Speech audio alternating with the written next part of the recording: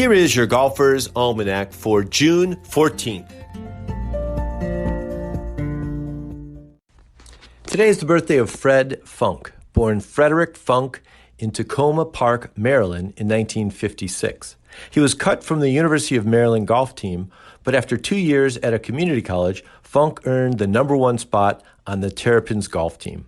He turned pro in 1981 and won 8 times on the PGA Tour, including the TPC Players Championship in 2005. He is the oldest champion at 48 years. He's won 9 times on the Champions Tour, including 3 Champions Majors, 2 Traditions, and the U.S. Senior Open in 2009 at Crooked Stick in Indiana. Happy birthday, Fred. Today is also the birthday of Laurel Kean, born in 1963 in Portland, Maine. She was an All-American at University of South Florida. Kean turned pro in 1987 and won once on the LPGA Tour in 2000. She won the State Farm Rail Classic in Springfield, Illinois by 6 strokes. Kean was the first to win on the LPGA Tour as a Monday qualifier. Well done, Laurel, and happy birthday. On this day in 1958, Tommy Bolt won the U.S. Open at Southern Hills Country Club in Tulsa. Bolt was born in Haworth, Oklahoma, some 200 miles to the south and east of Tulsa. He beat Gary Player by 4 strokes for Bolt's only major championship. This was Player's first appearance in the U.S. Open. He was 22 and would go on and win in 1965. An 18-year-old Jack Nicklaus was playing in his second U.S. Open. He would win it in 62 and then 3 more times in his career. And this would be the last U.S. Open for Gene Sarazen. He won in 1932, and then before that in 1922. He missed the cut. And in 2015, on this day, at the Women's PGA Championship at Westchester Country Club, Inbee Park won her 3rd consecutive LPGA Championship, a three-peat. She beat Kim Si-young by 5 strokes. Young would go on to win the tournament in 2020. This was the first time the tournament was referred to as the Women's PGA Championship rather than the LPGA Championship. Inbee Park has won 7 majors in her career. On this day in 1988, Johnny Farrell passed away in Boynton Beach, Florida. He was 87 years old.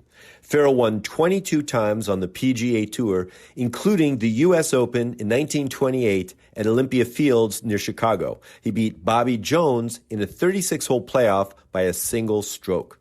Farrell won 6 consecutive tournaments that he entered in 1927 and 1928 and played on the first 3 Ryder Cup teams. In 1934, Farrell became the head pro at Baltusrol in New Jersey. Rest in par, Johnny Farrell. Finally, on this day in 2000, Robert Trent Jones Sr. passed away in Fort Lauderdale, Florida. He was 93 years old. Jones designed or redesigned more than 500 golf courses in 35 countries. There was a well-known adage, perhaps started by Jones himself, that said, "The sun never sets on a Robert Trent Jones golf course."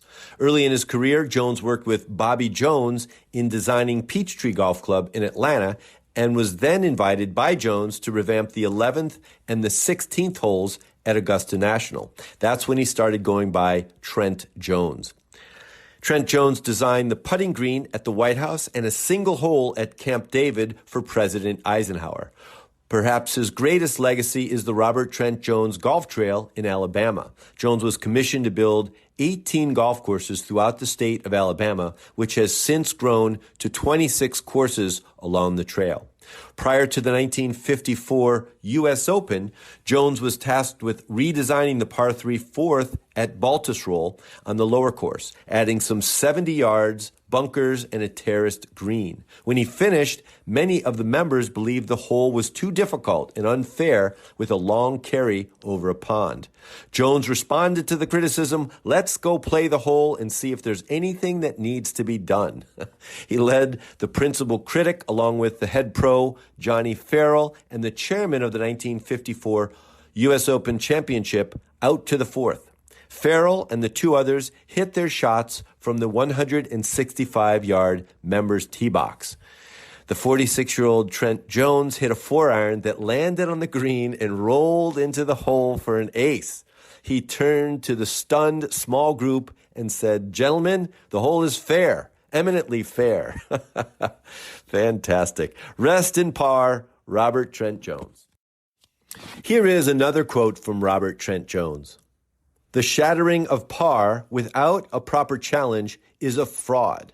I make them play par."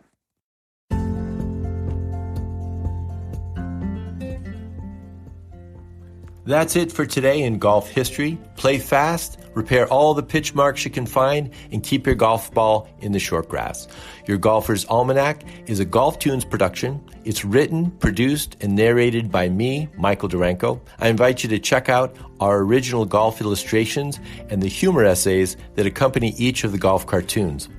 Tour Backspin is a weekly golf history newsletter that celebrates the PGA Tour in the 1960s and 70s with tie-ins to today's tour. They offer a bunch of content, contests, and other interesting bits. See the link in the show notes and subscribe.